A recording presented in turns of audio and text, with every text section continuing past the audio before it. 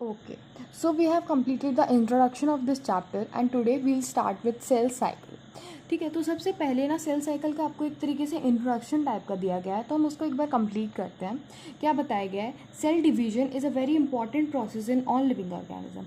Cell division एक बहुत ही ज़्यादा इंपॉर्टेंट प्रोसेस है क्योंकि उसके थ्रू ही आपकी बॉडी की ग्रोथ होती है. यदि कोई आपके सपोज़ आपको कहीं चोट लग गई है तो आपका वो जो चोट है वो थोड़े दिन में रिपेयर हो जाती है. तो वो कैसे रिपेयर होती है? ऑब्वियसली नए सेल्स आते हैं, सेल डिवाइड करते हैं और नए सेल्स आते हैं. तो सेल डिवीजन क्या होता है आपके लिए बहुत ही ज़्यादा इंपॉर्टेंट प्रोसेस हो जाता है सारे ही लिविंग ऑर्गेनिज्म में. तो क्या होता है सेल डिवीजन के टाइम पे? डीएनए रेप्लिकेशन होता है एंड सेल ग्रोथ होती है. डीएनए रेप्लिकेशन क्यों होता है? देखो, डीएनए क्या होता है? जेनेटिक मटेरियल होता है सेल का. मैंने आपको बताया था डीएनए के बारे में बहुत अच्छे से. ठीक है, तो डीएनए क्या होता है? जेनेटिक मटेरियल होता है. तो अब यदि हम दो सेल बना रहे हैं तो हमें दोनों को अलग अलग उसका जेनेटिक मटेरियल प्रोवाइड करना पड़ेगा.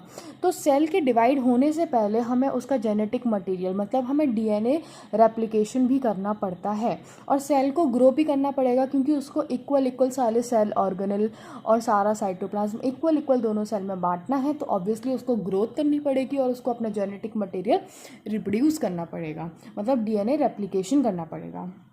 ठीक है, all these processes cell division, DNA replication, cell growth hence have to take place in a coordinated way to ensure the correct division and the formation of progeny cell containing intact genome.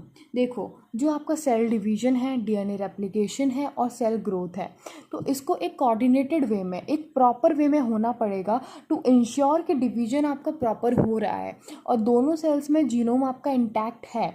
ये ensure करने के लिए आपका ये जो तीनों processes हैं वो बहुत ही ज़्यादा कोऑर्डिनेटेड वे में होनी चाहिए. कहीं पे भी कुछ भी गड़बड़ होगी तो आपका डिवीजन जो है वो प्रॉपर नहीं होगा, इसमें उसमें डिफॉर्मिटीज़ आ जाएंगी. ठीक है, तो इन तीनों प्रोसेस का एक कोऑर्डिनेटेड वे में होना बहुत ही ज़्यादा इंपॉर्टेंट हो जाता है.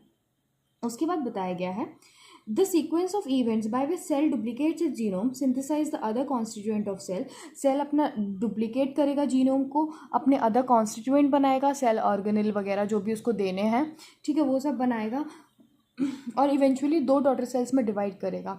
इस पूरे प्रोसेस को हम कहते हैं सेल साइकिल. ठीक है, तो ये आपको सेल साइकिल की एक तरीके से डेफिनेशन है. The sequence of events by which cell duplicates its genome and synthesize the other constituent of cell and eventually divides into two daughter cell is termed as cell cycle. उसके बाद बताया गया है although cell growth in terms of cytoplasmic increase is a continuous process.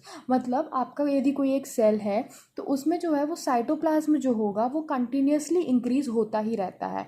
तो cytoplasmic यदि हम growth की बात करते हैं सेल में तो वो एक आपका कंटिन्यूस प्रोसेस होता है. लेकिन आपका जो डीएनए डुप्लीकेशन है वो सिर्फ कब होगा? जब आपका सेल डिवाइड कर रहा होगा. ऑर्गेनल्स कब डिवाइड करेंगे? जब आपके सेल को सेल डिवीजन करना होगा, अदरवाइज नहीं डिवाइड करते हैं.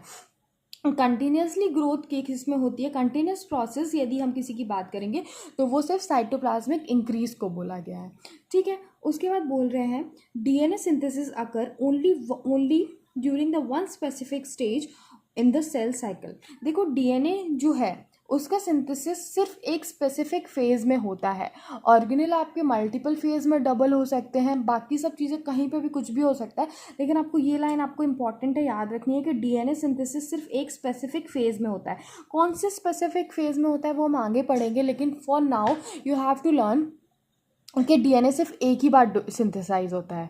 पूरे सेल साइकिल में डीएनए सिर्फ एक बार सिंथेसाइज होता है. Very very very important line. ठीक है, उसके बाद द रेप्लिकेटेड क्रोमोसोम जो हमारा डीएनए है फिर डिस्ट्रीब्यूट कर देते हैं हम डॉटर न्यूक्लियाई को. इसमें भी कॉम्प्लेक्स सीरीज ऑफ इवेंट होते हैं. ठीक है, during the cell division these events are themselves under the genetic control. और ये सारे इवेंट्स कैसे होते हैं? आपके जेनेटिकली कंट्रोल्ड होते हैं. ठीक है.